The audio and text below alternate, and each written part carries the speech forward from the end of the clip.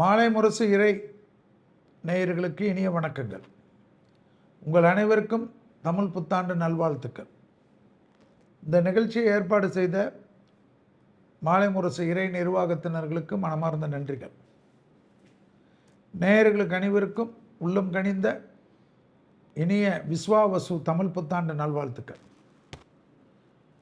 14/4/2025 சித்திரை 1 குரோதி ஆண்டு முடிந்து விஸ்வாவசு என்ற தமிழ் வருடங்கள் என்றால் பிரபவ ஆரம்பித்து அக்ஷயம் வரை 60 வருடங்கள்.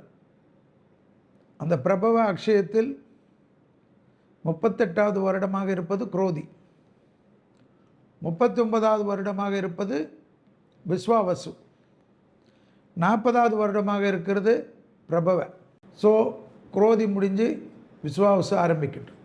இந்த வருடத்தில் திருக்கணிதத்தின்படி மீன ராசியில் சனி இருக்கிறார், மிதுன ராசியில் குரு இருக்கிறார், சிம்ம ராசியில் கேதுவும் கும்பராசியில் சனியும் இருக்க, சூரியன் மேஷத்தில் இருக்க இந்த பலன்களை நாம் பார்க்கின்றோம். பொதுவாகவே தமிழ் வருடம் இடைக்காட்டு சித்தரால் உருவாக்கப்பட்டது. ஒரு வெண்பாக்கள் தான் மிக முக்கியம்.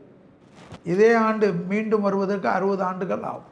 அந்த 60 ஆண்டுகள் ரிப்பீட்டாக இருக்கக்கூடியது தான் நம்மளுடைய தமிழ் வருடம். தங்கத்தின் விலை கண்டிப்பாக உயர்ந்து கொண்டே இருக்கும். கனிமங்கள் கிடைக்கும். கனிமங்கள், தங்க சுரங்கம், பெட்ரோலிய சுரங்கம், தாது பொருட்கள் சுரங்கம் உலகத்திலே அதிகமாக கிடைக்கும். அதில் இந்தியாவில் கிடைக்கும். தென்னிந்திய கோயில்களிலும் வட இந்தியா கோயில்களிலும் அல்லது ஏதாவது ஒரு இடத்தில் புதையல்கள் எல்லாம் கிடைக்குமா, நகை ஆபரணங்கள் அது என்று பல்லாயிரக்கணக்கான வருஷத்துக்கு முன்பாக இருந்ததெல்லாம் வெளியில் வருமா இந்த வட்டம். ஏழையாக இருந்த நாடெல்லாம் பெரும் பணக்காரர்கள் கோடீஸ்வரர்களாக இதுபோல் புதையல்களால் இதுபோல் தாதுக்களால் சுரங்கத்தால் கிடைக்கும். பெட்ரோலியமெல்லாம் அதிகமாக கிடைக்கும் இந்தியாவில். ஆனால் பெட்ரோலியமே கொஞ்ச நாளில் இல்லாமல் போயிடும். ஏன்னா எல்லாமே வெஹிக்கிள், வண்டிகள், எலக்ட்ரிக்கல் வண்டிகளாக. ஏன்னா பொல்யூஷனுக்காக. மக்களுக்கு வரி எல்லா விதத்திலும் இருக்கும். சாதாரண உள்ளூர் பஞ்சாயத்துலேருந்து இந்திய திருநாட்டு வரைக்கும் வரி தான்.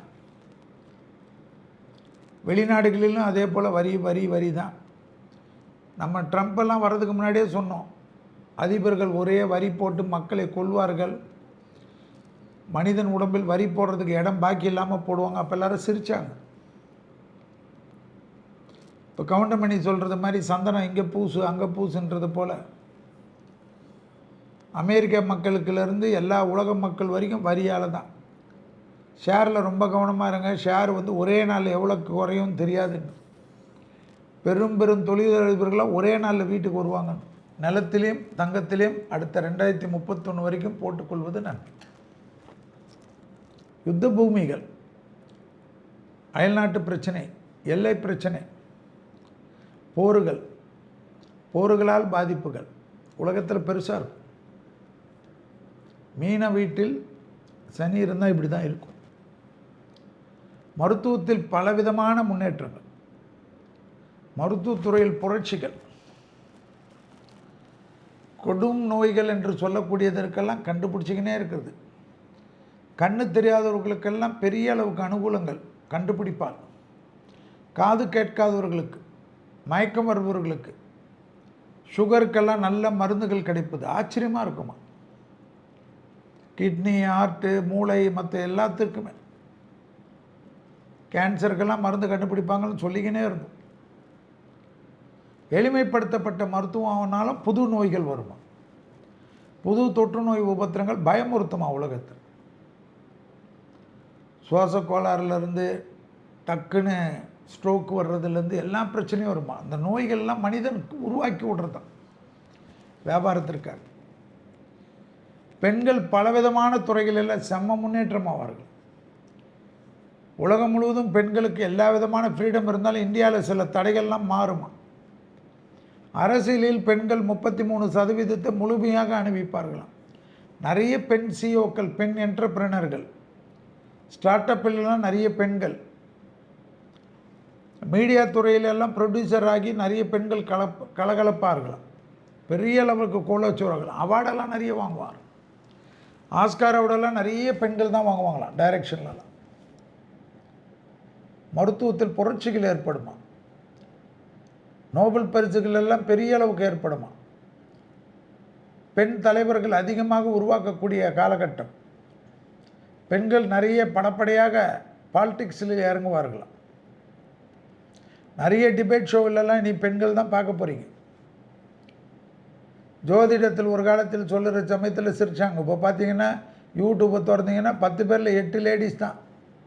ஜென்ஸு ஜோதிடர்களே காணாத போயிட்டாங்க. ஏன்னா அந்தளவுக்கு புரட்சிகள் வரும். எந்த லெவல்லாம் ஒதுக்கப்பட்டாங்களோ அவங்கெல்லாம் தலை தூக்குவார்கள். அந்த அளவுக்கு சமுதாயத்தில் மாற்றம். அதே சமயம் மத மோதல்கள், இதெல்லாம் கவனமாக பார்த்துக்கும். மகான்கள் வழிபாடு தான் மிக முக்கியம். மத குருமார்களுக்கு பிரச்சனை, கடவுள்கள் கோயிலால் பெயர்களால் இருக்கக்கூடிய பிரச்சனைகள் எல்லாம் சட்டங்கள் கடுமையாக்கப்படும். ஸோ இதெல்லாம் பார்த்து கொள்ளக்கூடிய காலகட்டம். சரியா? நிறைய சொல்லிக்கினே போகலாம், அப்புறமா இதுவே போய்டும். அப்புறம் யாரும் மேஷம் ரிஷபெல்லாம் பார்க்க மாட்டீங்க. ஸோ எப்பவுமே இந்த வருடத்தில் கெடுபலன்கள் குறைந்து சந்தோஷம் அதிகரிப்பதற்கு மகான்களுடைய வழிபாடு, ராகவேந்திரோ, பாபாவோ, விசிறி சாமியாரோ, ரமண முகிரிஷோ, திண்டுக்கல் சாமியாரோ யாராவது பிடிச்சிக்கோங்க. ஆசீர்வாதத்துடன் வளருங்கள்.